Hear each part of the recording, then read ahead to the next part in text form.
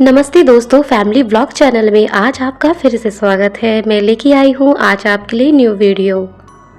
अगर आप भी धन प्राप्ति के लिए महालक्ष्मी जी की पूजा करते हैं, आप चाहते हैं कि आपको कहीं ना कहीं से ऐसा खजाना मिल जाए कि आप के पास पैसों की कभी कमी ना हो, या आप चाहते हैं कि आपको कहीं ना कहीं से कैसे ना कैसे तरीके से पैसा मिल जाए।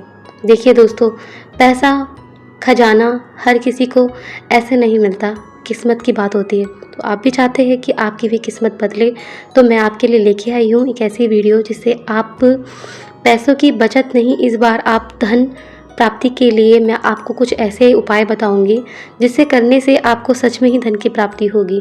लेकिन दोस्तों, मैं आपको इसमें 100% गारंटी नहीं दे सकती हूँ कि आपको सच में ही धन की प्राप्ति होगी। धन प्राप्ति के लिए सबसे पहले मैं आपको एक ऐसे उपाय बताऊंगी जिससे आपको सच में आपकी धन की प्राप्ति भी होगी, साथ ही साथ आपके जो पैसे हैं उसमें आपको कमी नहीं होगी। कभी कभार ऐसा होता है ना कि हम जितना भी कमाएं वो पैसा टिकता ही नहीं है, आए ना दिन कोई ना कोई खर्चे होते रहते हैं।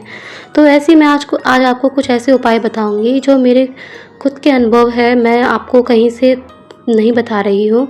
थोड़ा बहुत अगर मुझे कहीं से पता होगा तो वो भी मैं आपके साथ शेयर करूँगी, और खुद की नॉलेज की बातें भी है जो मैं आपके साथ शेयर करूँगी। देखिए दोस्तों, मैं आपको कोई पूजा पाठ करने के लिए नहीं कह रही हूँ, ना ही मैं आपको कहूँगी कि आप ऐसा करो ये करो। आपको मैं सिर्फ एक सिंपल बात कहना चाह रही हूँ कि आप किस काम से किस तरीके से आप धन की प्राप्ति कर सकते हैं। देखिए दोस्तों, अगर मैं आपसे ये कहूँ कि धन प्राप्ति का मतलब होता है कि इंसान के पास तीनों टाइम का खाना हो, अच्छे कपड़े हो, रहने के लिए घर हो, सब कुछ हो, तो मेरे हिसाब से यही धन की प्राप्ति होती है। अगर आपका शरीर स्वस्थ है तो सब कुछ स्वस्थ है, धन भी उसी के पास ही है।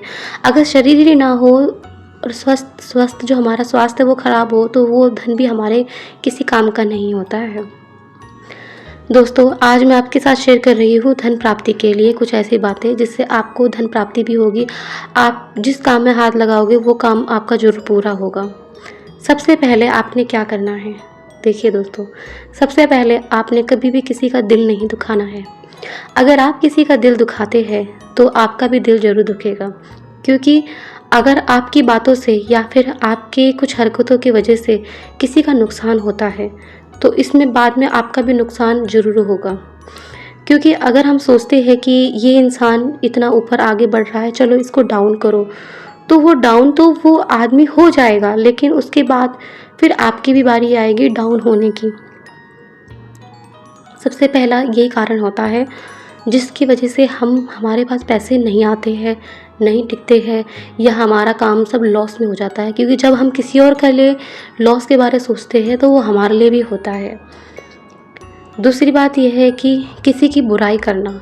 अगर आप आए दिन किसी न किसी की बुराई करते हैं, जैसे कि मान लीजिए कोई भी आपके सामने इंसान बैठा हुआ है, अब वो थोड़ी देर बाद वहाँ से उठ के चले गया, अब आप उसकी बातें दूसरे इंसान के साथ, मतलब इसको चुगली भी कहते हैं, उसकी कर रहे हो, तो ये भी एक अच्छा नहीं होता है। ऐसे करने से भी माँ लक्ष्मी रूठ जाती है और उस इंसान के पास धन की प्राप्ति कभी नहीं होती है। क्योंकि कभी भी किसी की पीठ पीछे किसी की बुराई नहीं करनी चाहिए। या तो आप उसके सामने कह दो कि आप तुम ऐसे हो, और लेकिन ऐसा कहना भी क्यों कहना है। हमारी आदत होती है कि हमारे अंदर कुछ भी किसी की कमी नज़र आ जाती है, हम तुरंत बोलने लग जाते हैं, इसके अंदर ये कमी नज़र आ रही है, चलो चलो इसको बोल देते हैं। क्यों बोलना है? अगर ज़्यादा ही प्रॉब्लम है तो आप उसे स्पेशल तरीके से प्यार से समझा सकते हैं। अगर वो आपका फ्रेंड है या कोई भी है, बहन, परिवार के सदस्य या कोई भी है, लेकिन कभी भी किसी की चुगली नहीं करनी चाहिए। तीसरा यह है कि कभी भी किसी का हिस्सा नहीं खाना चाहिए, किसी का पैसा नहीं खाना चाहिए, और किसी से पैसा छीनना नहीं चाहिए। या किसी को हमने बोल दिया हमें पैसा दे दो, बाद में उधार है, बाद में दे देंगे, और नहीं दिया तो ये भी नहीं करना चाहिए। ऐसे में क्या होगा, आपके पैसों की धन हानि होगी। किसी का 1 रुपया भी नहीं खाना चाहिए। अगर आप किसी का 1 रुपया भी खा लेते हैं ना, तो आपको बाद में इसका 1 करोड़ रुपये चुकाना पड़ेगा। ज़िंदगी में याद रखना, भले ही आप 1-2 रुपये कमाओ, लेकिन 1 रुपया किसी की भलाई के लिए ज़रूर लगाओ, किसी को दान ज़रूर दो। दोस्तों अभी आप सोच रहे होंगे कि मैं उपाय आपको बता रही थी, दोस्तों यही उपाय है।